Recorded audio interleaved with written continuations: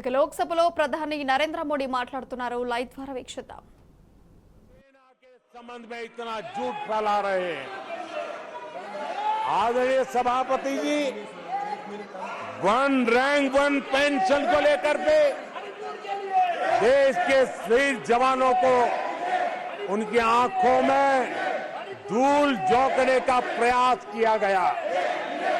आदरणीय सभापति जी,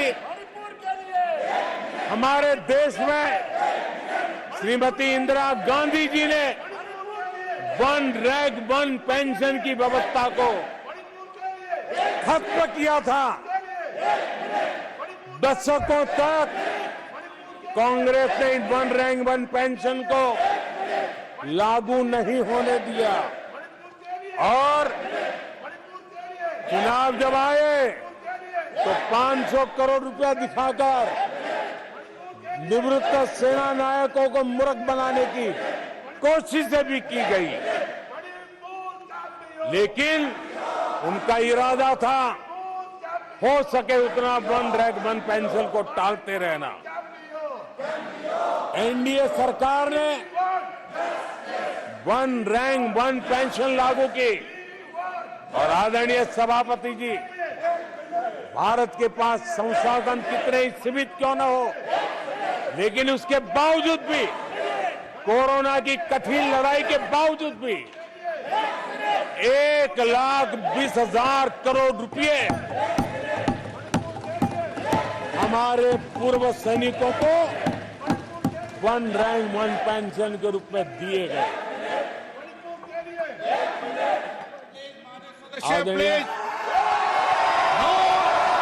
ये तरीका ठीक नहीं है। नो, ये गलत तरीका। प्लीज माननीय सदस्य, ये तरीका ठीक नहीं है।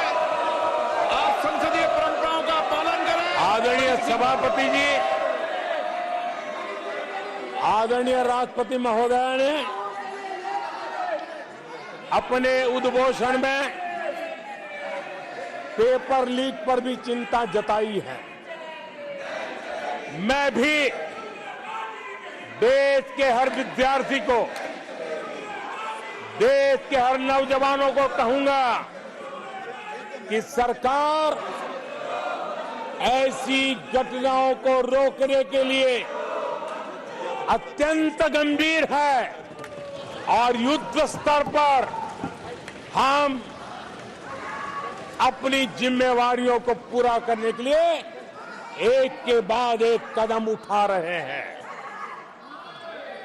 युवाओं के भविष्य के साथ खिलवाड़ करने वालों को कतई छोड़ा नहीं जाएगा। नीट के मामले में पूरे देश में लगातार गिरफ्तारियां की जा रही है।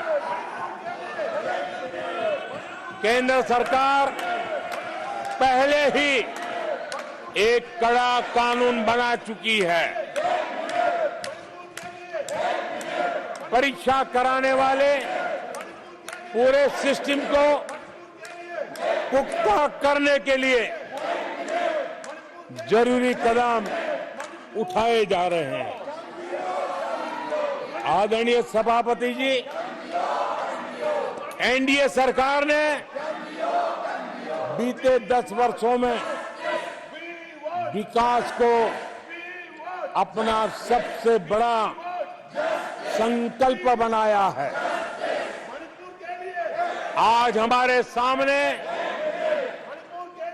भारत को दुनिया की तीसरी सबसे बड़ी इकोनॉमी बनाने का संकल्प है।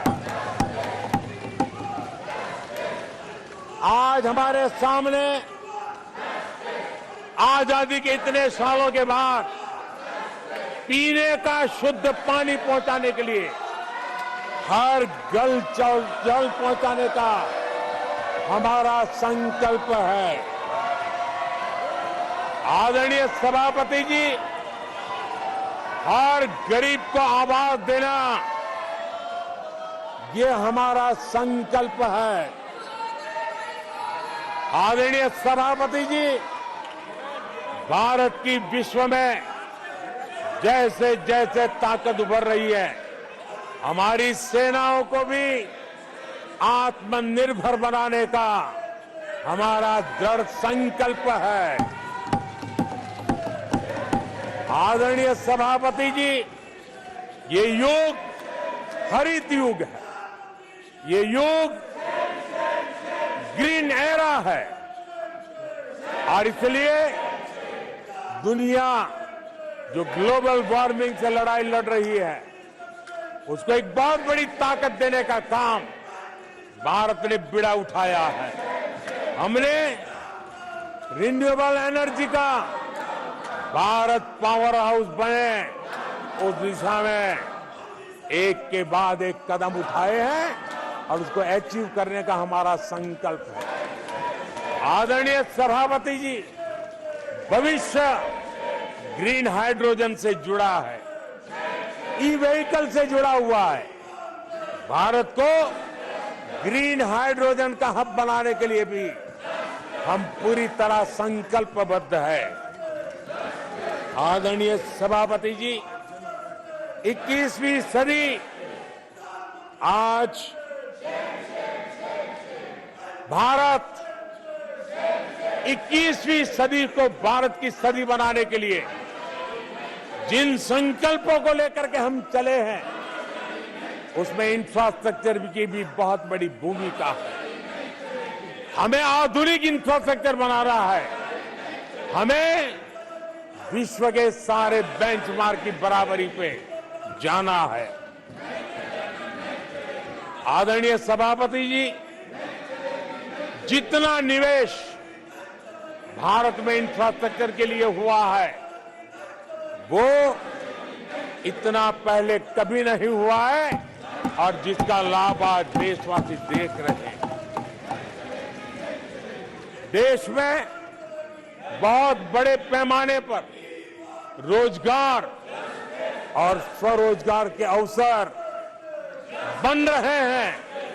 उसको अब विस्तार हो, उसको एक नए रूप रंग मिले, आधुनिक भारत की आवश्यकताओं के अनुसार स्किल डेवलपमेंट हो और उसके आधार पर इंडस्ट्री 4.0 में भी भारत लीडर के रूप में उभरे और हमारे नौजवानों का भविष्य भी संवरे, उस दिशा में हम काम कर रहे हैं।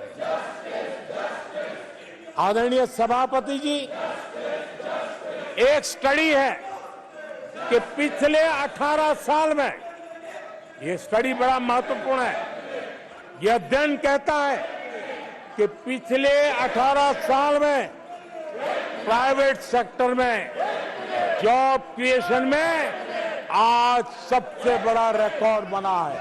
18 साल में सबसे बड़ा रिकॉर्ड बना है। आदरणीय सभापति जी, आज भारत डिजिटल पेमेंट सिस्टम पूरी दुनिया में एक उदाहरण बना है। विश्व के लोग, मैं G20 समूह में जब भी गया, भारत की डिजिटल इंडिया मूवमेंट को लेकर के, डिजिटल पेमेंट को लेकर के विश्व के समृद्ध देशों को भी अचरज होता है और बड़ी जिज्ञासा के साथ हमें सवाल पूछते हैं। ये भारत की सफलता की बहुत बड़ी कहानी है। माननीय सदस्य प्लीज, ये तरीका ठीक नहीं है। नो। आदरणीय सभापति जी,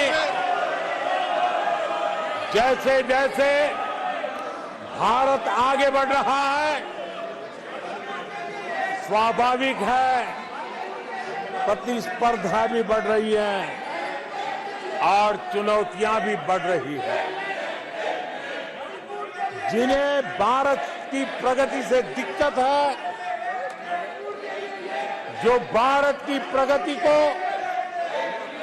चुनौती के रूप में देखते हैं, वो गलत हथकंडे भी अपना रहे हैं।